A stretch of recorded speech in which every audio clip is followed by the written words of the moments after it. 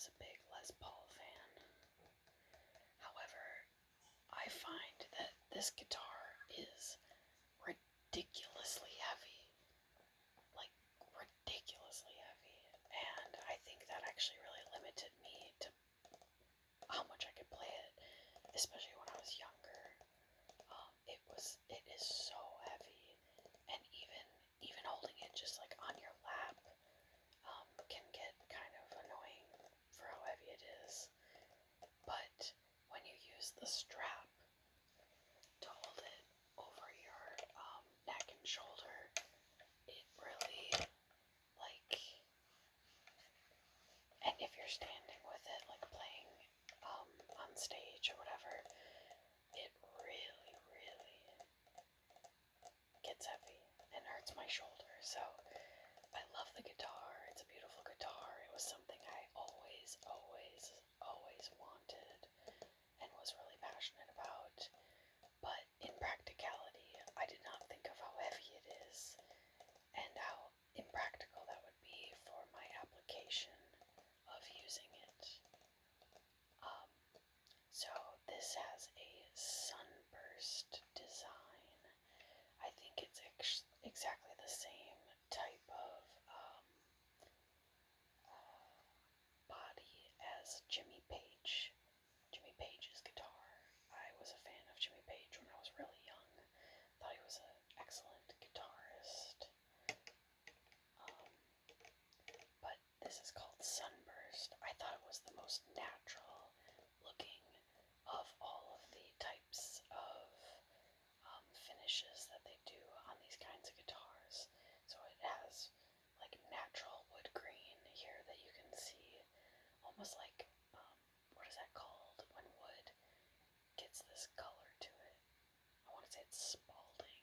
That could be incorrect. Maybe somebody can correct me. But it has natural wood grain on it. But then they do a coloration. I'm not exactly sure what the process is for the coloration. I have been to the Gibson factory, so I feel like I should know this. But some of them are like yellow to red, or I've seen like really unnatural ones like green to blue, which of course looks super cool, but less natural. At the time, I thought it would be cool to go with really like more natural wood color, because I do really love natural wood.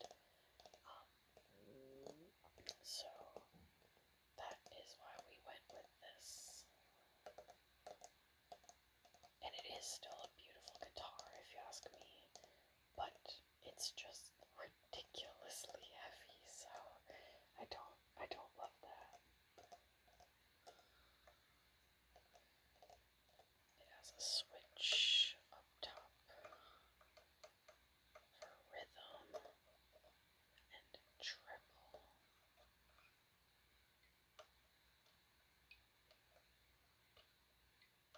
And it also goes to somewhere in the middle there.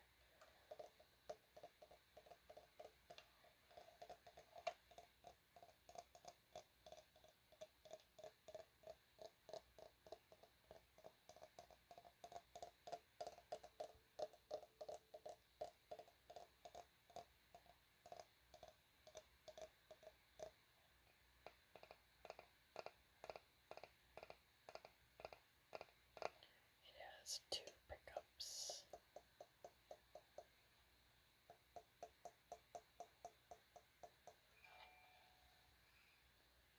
And three knobs. What? I'm sorry, four knobs.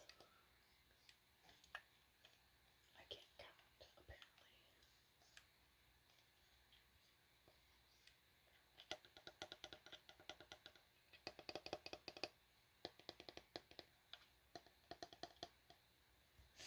And the back of this guitar is also very beautiful, very natural, red wood.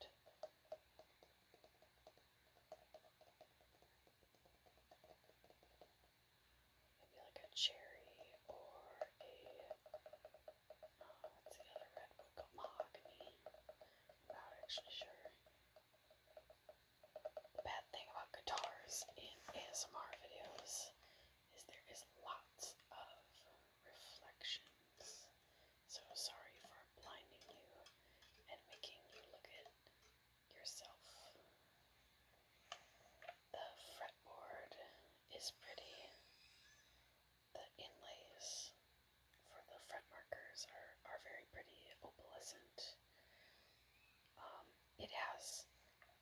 decent action, I would say. I think as a kid, I thought it was really, really difficult, especially for like bar chords, power chords, because it's not thick, like in this dimension, but it's a really wide neck.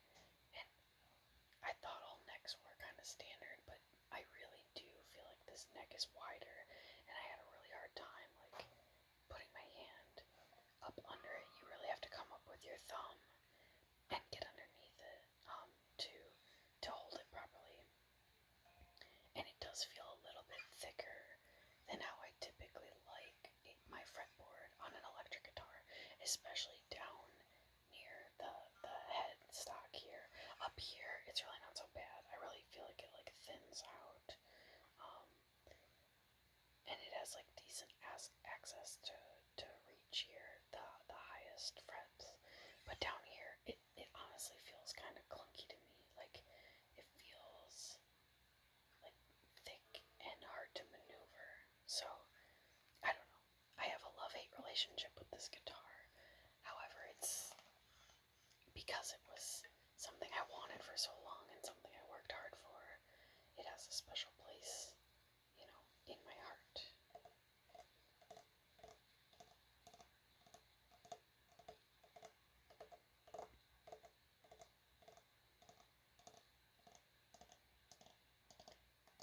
I always love to think about or hear people tell me about what their like dream whatever was, like their dream guitar or their dream car or their dream house or their dream, whatever it was when they were a child versus how that tracks now that they're adults.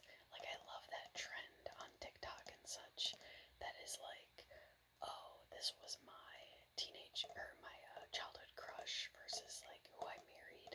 I think those are so darn cute and also just like hilarious thinking back to like what I thought was important in childhood and adolescence versus like maybe now what I worry about or think about or dream about. So this is still a very cool guitar, don't get me wrong.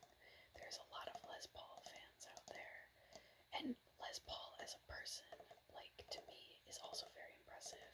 He lived until, I'm gonna get this age wrong, it was either like 92 or 94.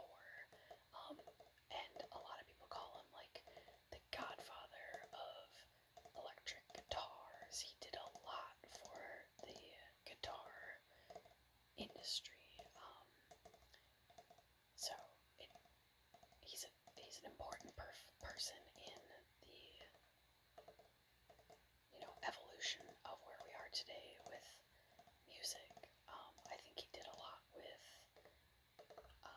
not only just guitars but also like other sound producing things like pedals and amps and such. So that's cool. And this guitar just has such an iconic look to it that you can just tell that it's a Les Paul as soon as you see it. Similar to like how a Telecaster is such a unique body style, or even a Stratocaster.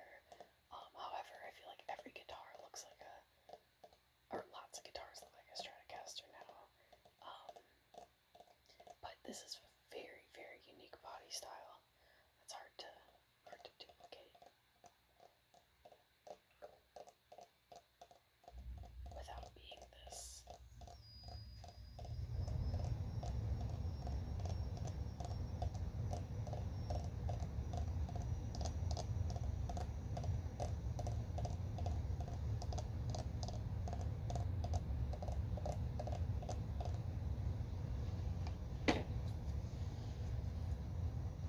This also has a strap on it.